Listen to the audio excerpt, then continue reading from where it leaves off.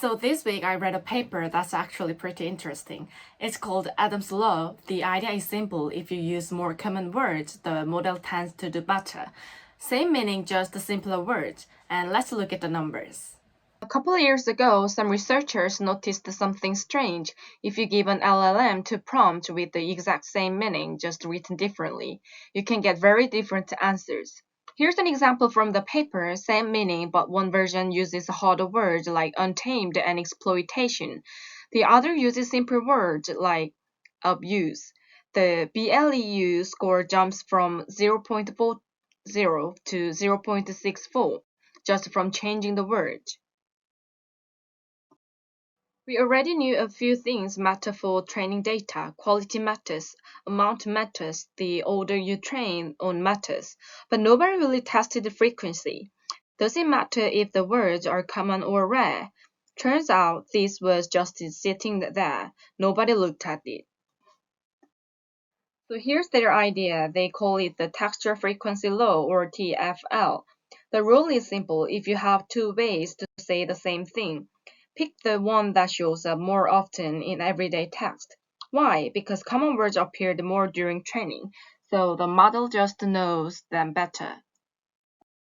But how do you even measure that? Most LLMs don't tell you what data they trained on, so they estimate it instead. Step 1, check how common each word is using public web data. Step 2, average that across the sentence. Step 3, pick whichever version scores the highest. The problem is that web estimate isn't perfect, so they added a second trick, textual frequency distillation. They asked the LLM to keep writing the sentence, like finishing a story.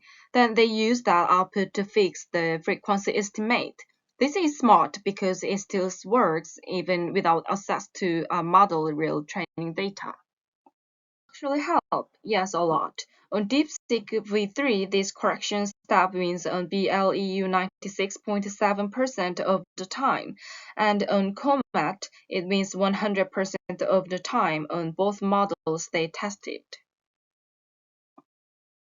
The third piece is curriculum texture frequency training. If you're fine-tuning a model, don't feed it data randomly. Start with rare, complex phrasing first, then move to the common, simple stuff. On one low-research language, this alone improved BLEU by almost 30%. There was no dataset to test any of this, so they built one. GPT-4 or Mini rewrote sentences into simpler and more complex versions. 3 humans checked that the meaning stayed the same. In the end, they had 738 pairs from GSM-8K and 526 pairs. First test, math reasoning. Same question just replaced with more common words. DeepSeek v3 goes from 63.55% to 71.54%. GPT-4 or Mini improves by almost 8 points too. Llama reaches 88.75%, up from 80.49%. Same question, just a simpler word. They tested this at a much bigger scale, translation across 100 languages. 99 out of 100 language pairs improved on BLEU. All 100 improved, and every language that Comet could score, all 37 improved too.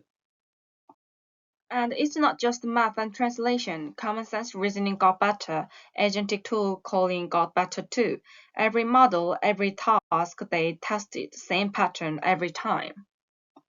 Example, translating into Serbian, the low frequency version scores 0.47 BLEU. The exact same sentence, just with more common words, jumped to 0.62. Nothing else changed. This even work, it comes back to something called Gibbs law.